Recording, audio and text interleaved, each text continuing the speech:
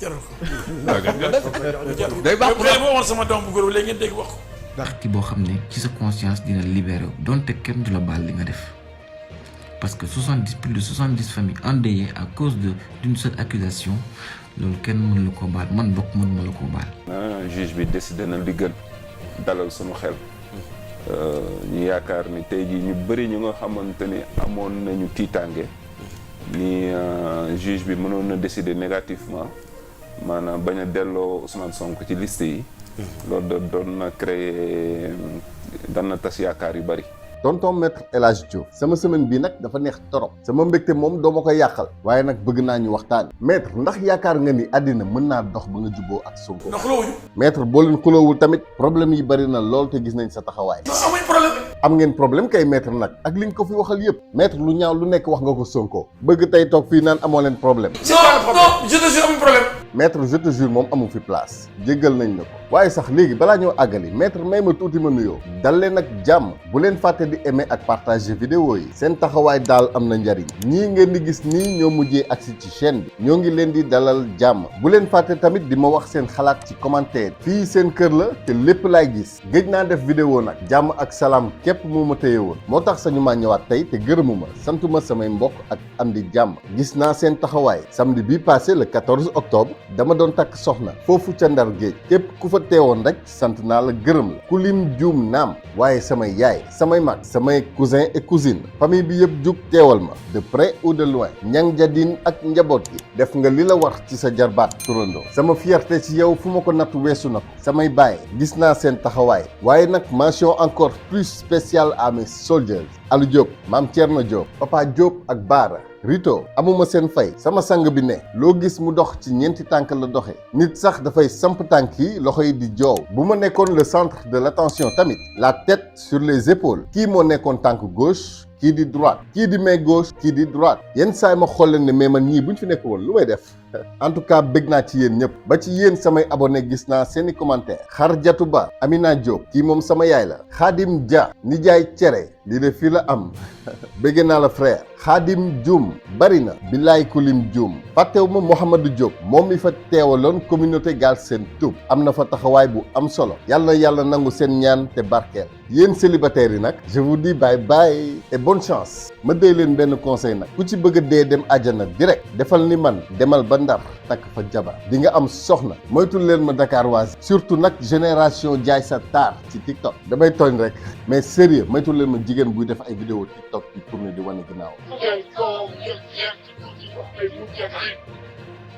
Bon, revenons à notre mouton. Enfin, je veux dire, sunu comédien national. ma ne may lim ñoom ñëpp ku nekk ma ne man dama nekk Ousmane Sonko mi bañkat la. nit ku nangam naa ko ci wax ci moom. oui wax ko ci ñëpp même bu gàkku ñëpp. oui. waa Pastef dagg ko. fu yore na vaar El Hadj Diouf Sonko ko baax la mais man sama noonu. di boobu vraiment bi soo commencé. mais loolu yaa ngi gëm ba léegi. nga góobu ko parce que waruma loolu après xam nga nit dafa la nëbb li mu wane woon ak li mu di jëfee après du benn donc seuls les imbéciles ne changent pas j'ai changé de position vis-à-vis de lui parce que dama am appréciation capacité d'appréciation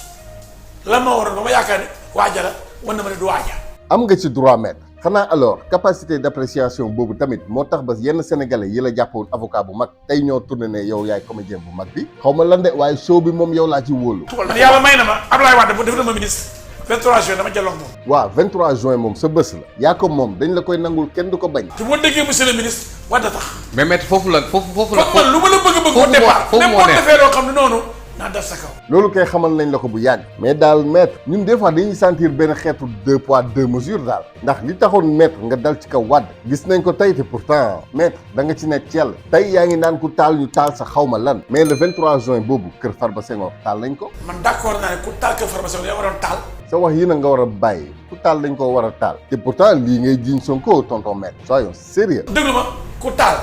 jour boobu. waaw santuma la ko. waaw d'accord mais ndax Sonko tamit ñi taal moo leen ko sant. maître ñun nag wax ci yëpp on t'aime bien. mais des fois honnêteté intellectuelle bi daal bref la ci yàlla xam doy na. xam nga ni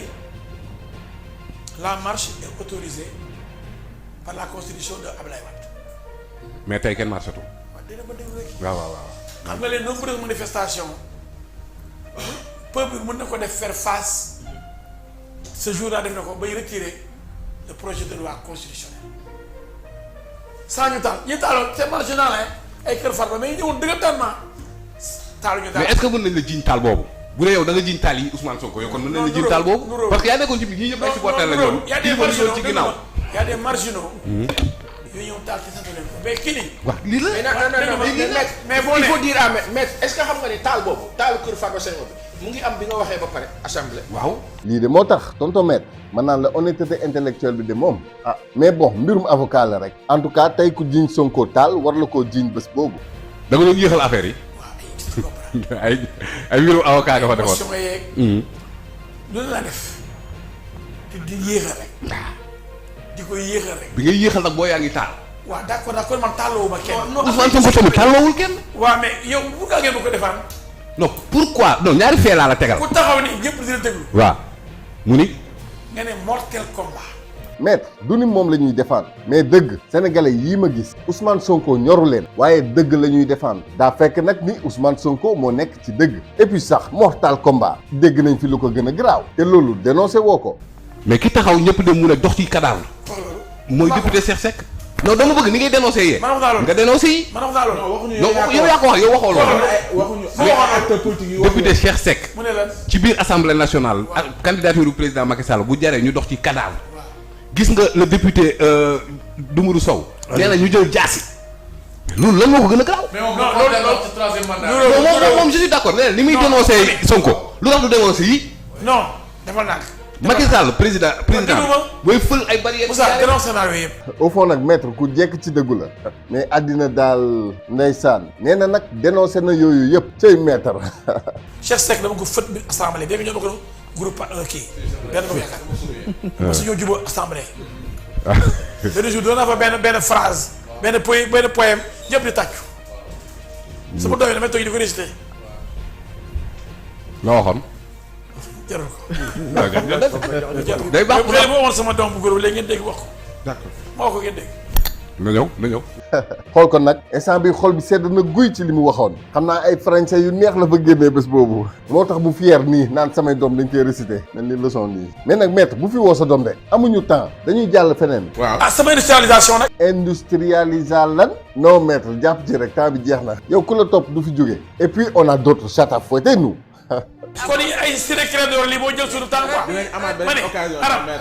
Aram l'invité le candidat nga teg préféré teg ay Ciré Clédor Ly non loolu te teg ay du jubilé mais ça c'est de xam ni l'actualité xel la man sama programme pare wu ma mais ci ça c'est de l'actualité mais loolu sabotage la non une dernière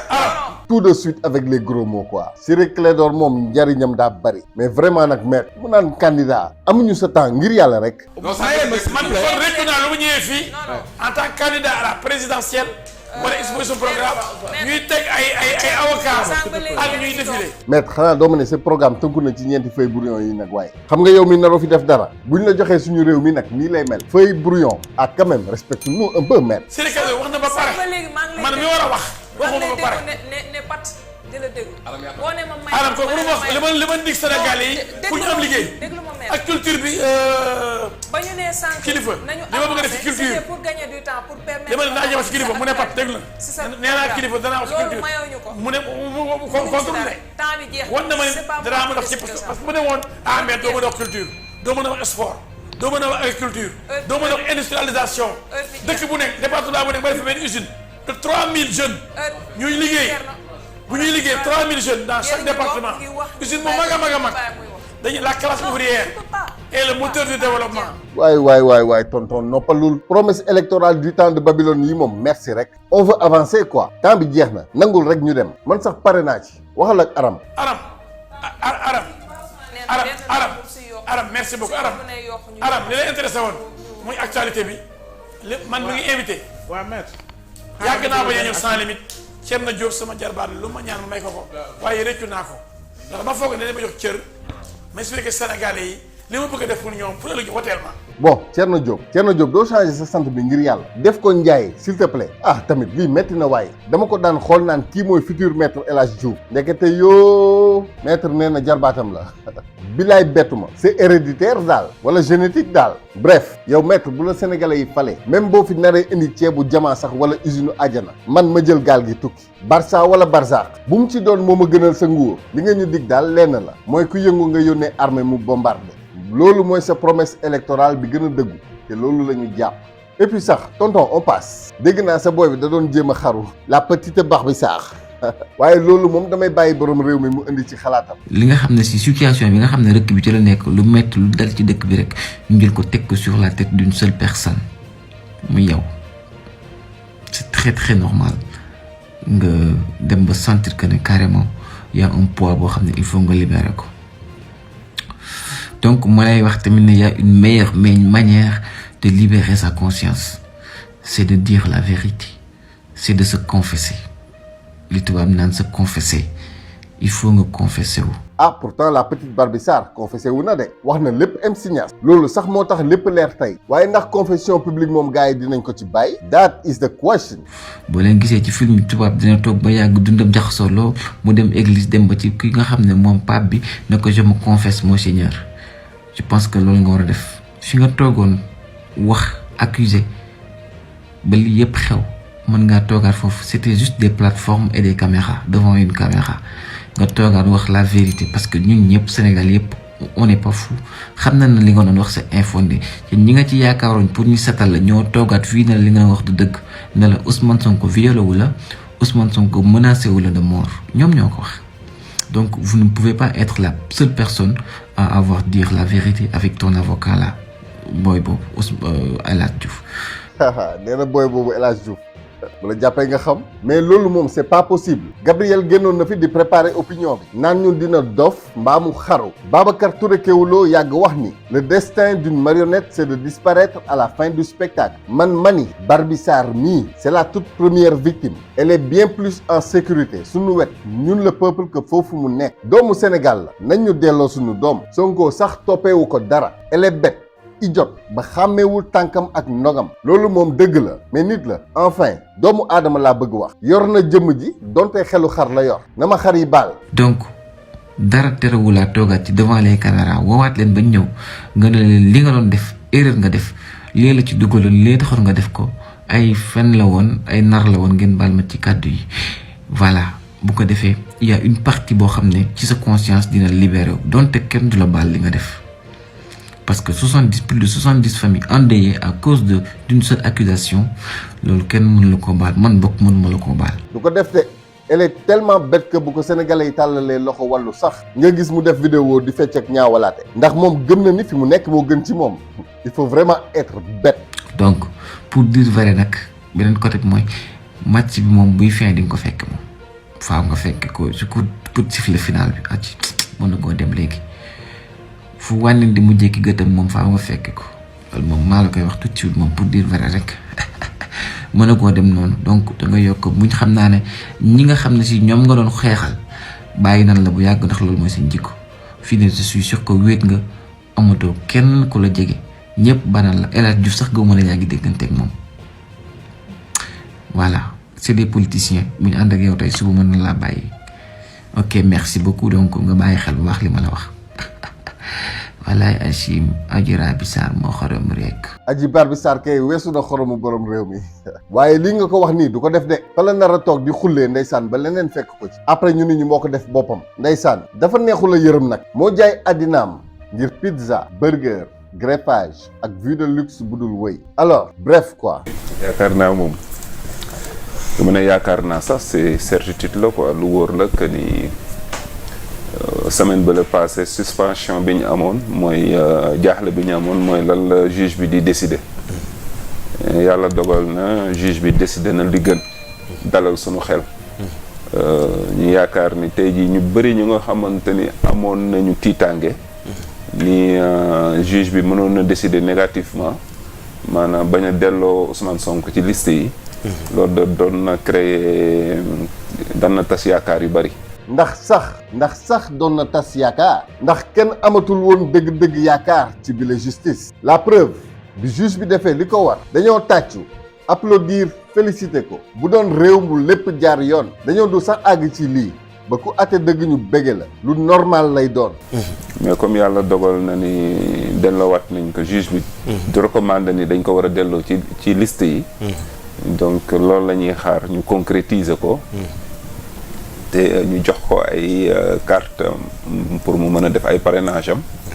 pour mën a dëgmal élection focus 2024 bi. loolu daal mooy li ñu gën a neex ci semaine bi. d'accord. vraiment. d'accord. libéré nañu bari daal. ba di yeewee nañ askan wi. yeewee nañ askan wi vraiment juge bi moom dagg na nu mu tuddati dagg na buumu gàcce yi. et puis képp koo xamante ni yaa ngi doon ñàkk confiance ci justice bi. d'accord.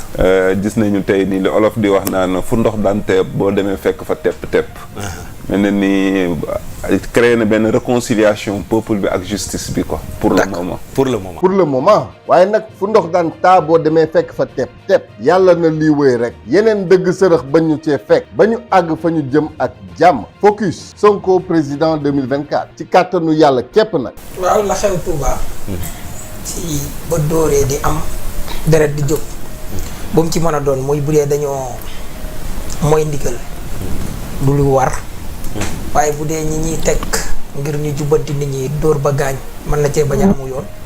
dóor war na cee mën a ñàkk. ba gaañ da ci aw yoon ndax jàpp naa ne ku wax murit wax ndigal. te jàpp naa ne fekk ko xamul nga digal ko. moo gën beneen bi mooy bu dóor rek doon taxa def nit ki bëgg. yoonu murit du taxaw. la xew Touba di lu yéeme ñu ni Baay Faal yi la ma ni est-ce que sax damay laaj dong nag ndax sax Baay Faal yi la ay jëfu nervi laa gën a sentir man ndax tey yor say njoñ sol say njaxas tey sa kuur yomb na mais ndax l'habit fait le Baay Faal. ok d'accord supposons ñu doon ay infiltrés di ngeen ma ni mais dans quel but. diviser pour mieux régner sénégalais yi waratuñoo déggal kilifa diine yi ndigal nag mën naa jib samba booy profité ci xamb daay def loo xam ni dañuy naan diw moo ko def ci ndigalu diw waaye est-ce que sax lu jaralaaja ngoog li ci kanam nag rawuli bët on verra bien tôt ou tard en attendant yàlla na yàlla def jàmm te musal ñu ci képp koo xam ni day fekk lu defaru mu bëgg koo yàq à bon entendeur salaam.